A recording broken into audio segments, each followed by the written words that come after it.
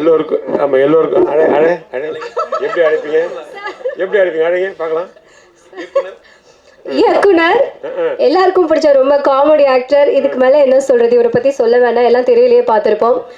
நமக்கு எல்லாருக்கும் ரொம்ப பிடிச்ச ஃப்ரெண்ட்ஸ் அண்ட் வல்லவன் நிறைய ஹிட் படம் வந்து கொடுத்துருக்காரு. சாரி சார், ஏதோ தப்பா சொல்லிக்க, உங்களை பார்த்தோன்னே எனக்கு பேச்சு வரல சார். இல்ல சாரை பார்த்தோன்னே எனக்கு பேச்சு வரல. நானும் சச்செல்லாம் சின்ன வயசுல ஃப்ரெண்ட்ஸு. படம் ஆரம்பிக்கும் வந்தவங்க சச்சு, நான் பின்னாடி கொஞ்சம் வந்தோம். அப்படிதான் உண்மையிலேயே ரொம்ப சந்தோஷமாக இருக்குது. எனக்கு வந்து நினைவுகள் வருது வந்து நான் சினிமாவில் வந்து ட்ரை பண்ணும்போது மதர்லாண்ட் பிக்சர்ஸ் போவேன். ரங்கராஜ் சார் டைரக்ட் பண்ணிகிட்ருப்பார். உள்ளே விட மாட்டாங்க நம்மள. அவங்க அசிஸ்டன்ட்லாம் துரத்திடும். பாலானந்த் உங்கள்கிட்ட இருந்தால் ஒர்க் பண்ணாங்க சார், பாலானந்த் அவங்கெல்லாம் அங்கே இருப்பாங்க. பாலானந்த் துரத்திடுவார் நம்மளை, கிட்டே சேர்க்க விட மாட்டார். ஆமாம், ராம்தாஸ் அதுக்கு மேலே. அதனால் பரவாயில்ல, கடைசியில் எப்படியோ சுற்றி வந்து நமக்கு ரங்கராஜ் சார் படத்தில் நடிக்கிறது ஒரு வாய்ப்பு கிடைச்சதுக்கு ரொம்ப சந்தோஷமாக இருக்குது. ரொம்ப தேங்க்யூ சார். அது ஏன்னா வாழ்க்கையில் நடக்காத ஒரு விஷயம் அது இல்லையா. ரொம்ப முயற்சி பண்ணேன் அந்த நேரத்தில். அதுமாதிரி நிறைய படங்கள் வந்து ரவிக்குமார் சொல்வார்ல, எடுத்த படம்லாம் ஓடாதுன்னு. அது மாதிரி எனக்கு எல்லா படமும் ஓடாது.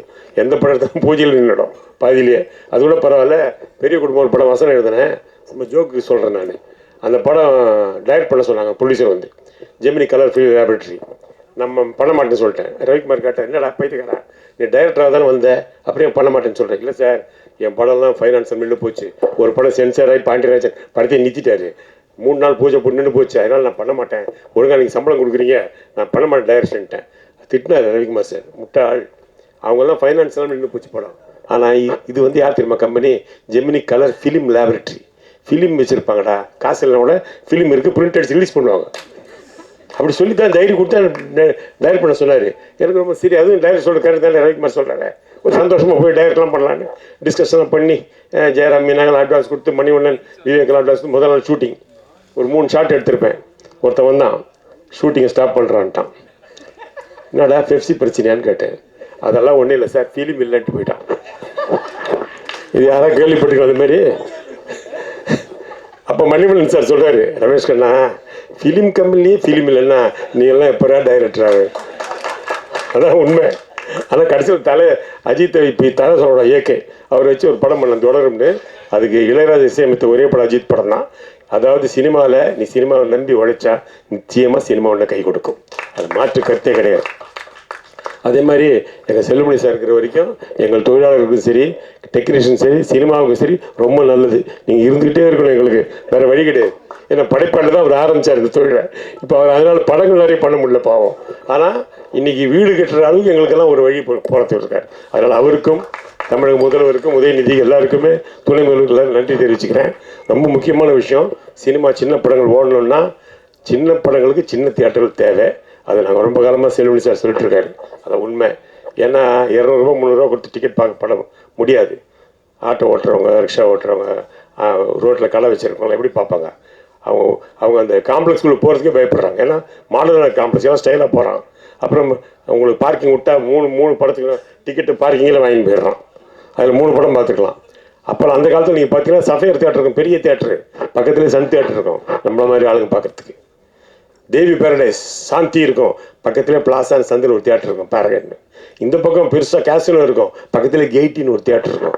எல்லா இடத்துலையும் எல்லா தரப்பு மக்களுக்கு அப்போ தியேட்டர் இருந்துச்சு. இப்போ அது இல்லை. உண்மைதான், எங்கே போய் அந்த மாதிரி தான் இருக்கும். நீங்கள் பார்த்துருப்பீங்க, 5 ஸ்டார் ஹோட்டலில் பார்த்து சாப்பிட்டுட்டு இருக்காங்க ஃபுல்லாக. ஆளுங்க சாப்பிட்றாங்க. சாதாரண நடுத்தர ஹோட்டலில் சரவணா பவன், ஆடையார் ஆனந்த் பவன் இந்த மாதிரி ஹோட்டல்லையும் சாப்பிட்டுட்டு தான் இருக்கிறாங்க. ரோடு கட்டிலையும் சாப்பிட்டுட்டு தான் இருக்காங்க ஜனங்க. அப்போ ரோடு கட்டில் பார்க்குற எங்களை மாதிரி ஜனங்களுக்கு நீங்கள் தியேட்டர் ஓப்பன் பண்ணணும். அப்போ தான் சின்ன படங்கள் வளரும். இல்லை வேற்று கருத்தே கிடையாது. ஏன்னா 50 ரூபா டிக்கெட் போட்டு ஜிம்மில் ஜாலியாக படம் பார்க்க தான் விரும்புகிறான். அவனுக்கு வசதி இல்லை, அதனால் படம் பார்க்கல. அதனால் சின்ன படங்கள் வரல. சின்ன படங்கள் வந்தால் தான் வித்தியாசமான கதைகள் வரும், வித்தியாசமான இயக்குநர்கள் வருவாங்க, வித்தியாசமான நடிகர்கள் வருவாங்க. அதனால் அதற்கான வழியை பெப்சி தலைவர் தான் அரசாங்கத்தில் சொல்லி அதுக்கு வழி பண்ணணும். வந்தோடனே உங்களுக்கு ஒரு பெரிய இது சொல்லிட்டு அது மாதிரி சுந்தர் சார் இப்போ சொல்லணும். அருமையான இசையமைப்பாளர். என் பையனெல்லாம் வச்சு மியூசிக் பண்ணுறப்ப ஆசைப்பட்டார். அதே மாதிரி அறிவுமதி எங்கே அவர் அந்த காதல்மதி அற்புதமான பாடல் இருக்கார். வணக்கம்யா, நான் அப்பொழுது கேட்டு எங்கப்பா அந்த கவிஞர் பிக்காசோவின் தூரியை தேடிந்தார் அப்படின்னு அற்புதமாக எழுதியிருந்தீங்க. அதாவது இங்கிலீஷ் படங்களை பற்றி எழுதியிருந்தீங்க, நல்லா இருந்தது. ரொம்ப வாழ்த்துக்கள். நல்ல மியூசிக் நல்லா இருந்தது. அது அழகான 2 பேர் ஸ்ரீகாந்தை பற்றி சொல்ல வேணாங்க. அவர் ஸ்ரீகாந்த் சூப்பராக அந்த படத்தில் நான் எப்படி எப்படி ஹார்ஸ் ரைட் பண்ணுறேன். எனக்கு தெரிஞ்சு சினிமாவில் ஹார்ஸ் ரைட் பண்ணுறது பிரபு சார் மட்டும்தான். இளையதிலங்க பிரபு மட்டும்தான் பண்ணுவார். ஆனால் நீங்கள் அற்புதமாக பண்ணேன். எனக்கு ரொம்ப ஆச்சரியமாக, வெரி குட், சூப்பர், ரொம்ப எக்ஸ்டன்ட். அன்றைக்கி வந்து அவ்வளோ அற்புதமாக தைரியமா இல்லை, சூப்பராக பண்ணேன். உண்மையிலே பாராட்ட வேண்டிய விஷயம். அதேமாதிரி அவங்கள பூஜித்தாவும் ரொம்ப வெரி குட் ஆக்டிங், ரொம்ப நல்லா இருந்தது. ரொம்ப முக்கியமான விஷயம்னா பாடல் காட்சியில் கதைகளை சொல்கிறாங்க, அதுதான் ரொம்ப முக்கியம். சினிமா வெறும் எல்லோரும் 10 பேர் வருவாங்க, ஒரு 20 பேர் குரூப்ஸ் ஆடுவாங்க. இவனும் அந்த பொண்ணை லவ் பண்ணுற மாதிரி பாடுவான் பின்னாடி. அழகு அழகுன்னு அவனும் பாடுவான். இல்லை இவன் லவ் பண்ணுறானா ஹீரோ லவ் பண்ணுறான்னு தெரியாது. அவனும் கூட ஒரே மாதிரி அவனுக்கு எப்படி தெரியல. ஆனால் இதில் அப்படி இல்லை, 2 பேரும் ஏமாற்றிக்கிறாங்க. அதையெல்லாம் கதையிலே டைரக்டர் சொல்லியிருக்காரு. அதான் உண்மை, அதான் டைரக்டர். படம் சினிமாவில் பாட்டில் கதையை சொல்லினா நம்ம இந்த பாட்டை ரசிப்போம். பாட்டு நல்லா இல்லைனா கூட அழகாக பார்ப்போம். இப்போ இசையும் சேர்ந்து கதையும் சேரும்போது படம் பெருமை மரம்.